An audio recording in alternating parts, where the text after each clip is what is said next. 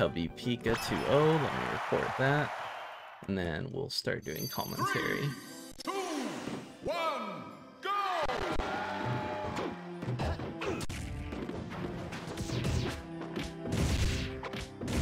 Alright, let's look at this match, see what's going on. Alrighty, so we've got Marth versus Falco.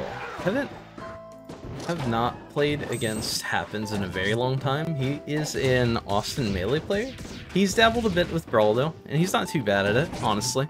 But Gildo should be the expected to win this game. He is a more veteran player. Pretty excellent Marth, not too bad. I'm sure he's got some notable wins here and there. I know he plays a good bit with some of the best players through DMs, sometimes through using the ranked battles, but mostly it's just Dolphin net play. And he's pretty good. He's not too bad.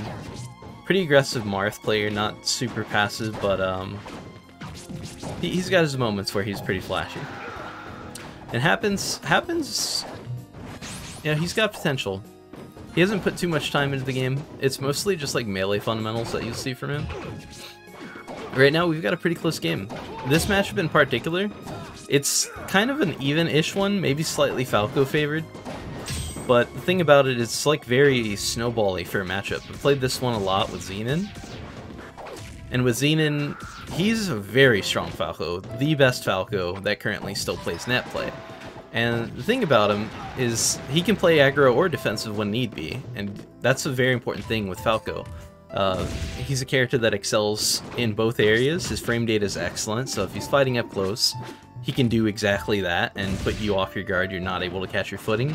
And if you're too far away, then you get hit with lasers and you're forced to approach. You got to do something. So you're always trying to stay at this like perfect medium distance with Falco. And Marth, that's actually his perfect range. He always wants to be kind of at that medium range because he wants to move only slightly forward or only slightly back and hit a guaranteed tipper while also keeping you out of his face. So like Falco here is going to be looking to stay at long range or stay at short range. He never really wants to be in the middle with Marth. If Marth gets you on the ledge, he's going to try to keep you on the ledge like this right now. See, he's catching his landings, he's trying to catch his options off ledge, not overcommitting, he's not chasing out there like crazy. Sometimes we'll see Marth do that, and that is one of the things that is exploitable with Falco. His recovery is a little slow when he does up B. If he's doing side B, it's quick, but it's also linear. He can't control an angle. All he can do is make it so he cancels it to cancel early, late, or leave it in the middle somewhere. And so what it comes down to is Marth's ability to ledge trap and predict recovery and cover options, while also maintaining that like perfect positioning. Then Falco's trying to just do the opposite of that. He's just trying to not let Marth play his game. He's trying to keep it in his game. And that's why this matchup is so snowballing, because both characters want the other to not do their ideal thing. They have complete, what's the word I'm looking for? They're complete opposites. They're very polarizing matchup. When one of them is doing what they want, the other can't.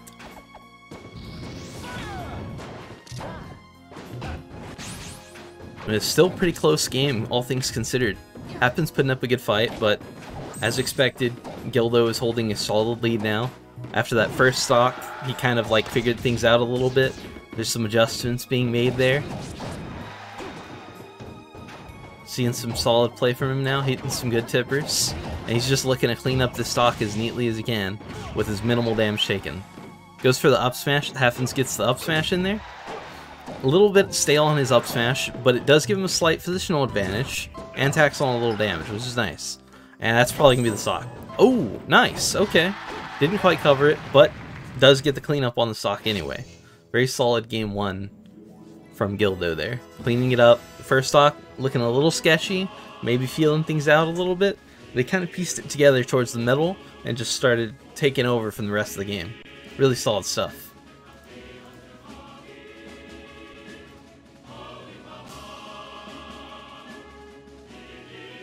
Okay, one moment. I gotta report the next win, which was SN Mario versus Kaio's played out, and it was 2-0 in Kaio's favor.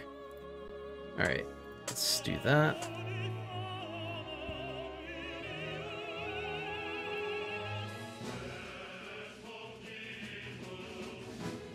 Alrighty.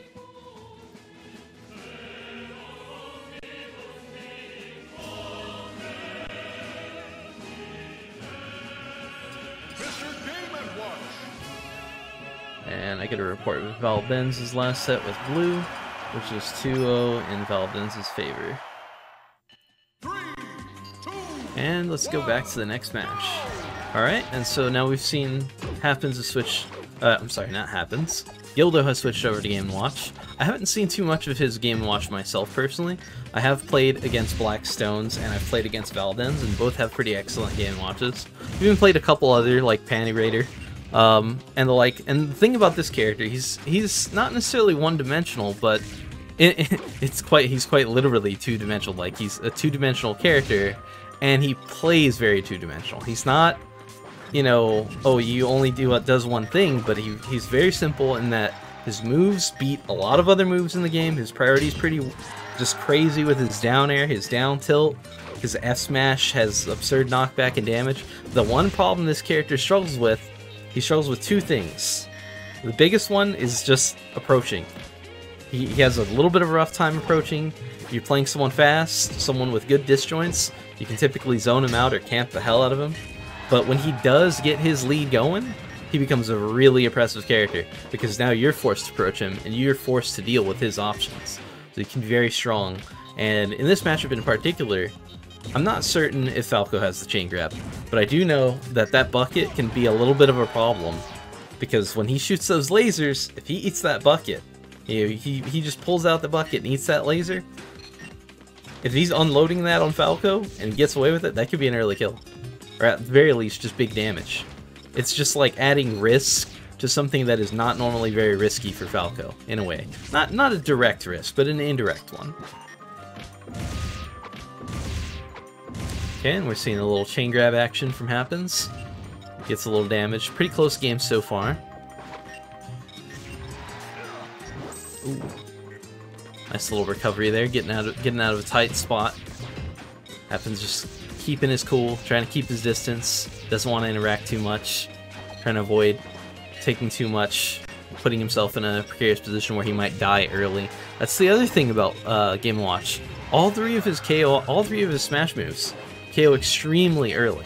If you hit an up smash and it's like semi-charged, as Falco, you could die at as early as like 80. It's very possible. Down smash, wrong DI, you could be dying at 90 or 100, maybe 80 as well, I don't know. Game & Watch is a light character though.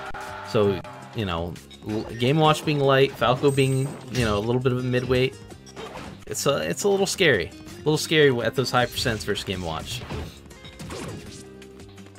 You're definitely going to see a lot more patience play from Falco in this matchup. Just kind of like trying to force an approach from him and then just punish his approach options. A lot of that. Neat little dash tech in, kind of using it as a sort of burst option. Get his way in from a bit of a distance with as minimal time spent moving around. Just get in there quick, get your hit, put yourself in a good position, maintain it. Rinse and repeat.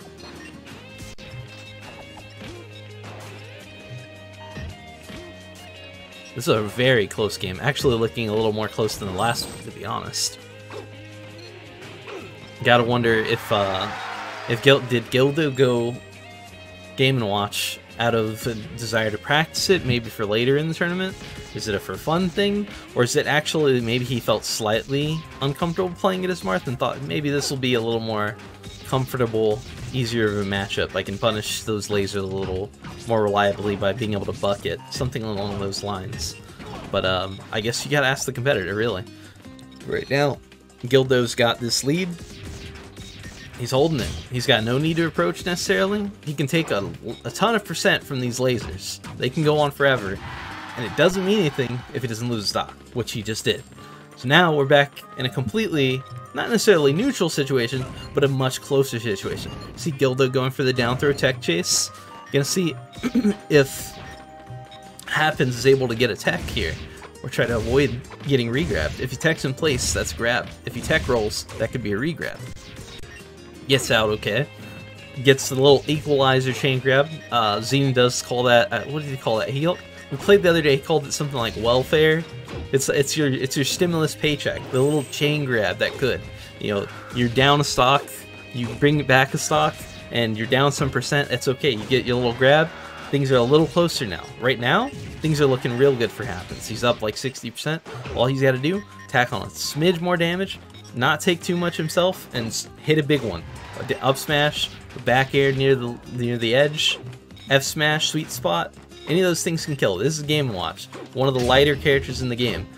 He's got some crazy disjoints, he's got some crazy kill power, but he's got like no jaw. So if you get a big hit, that stock is gone. So 133 to 44, completely doable. We'll see what happens though. Happens does have to clutch this out, and he doesn't quite have as much experience playing Brawl as Gildo. So in the clutch, oh my god, and what a reversal, that's crazy! This is exactly the kind of nonsense I'm talking about. Game & Watch hits an up smash at like 80, and that's it. That's the stock, and the DI wasn't even that bad. He went into diagonal and still died.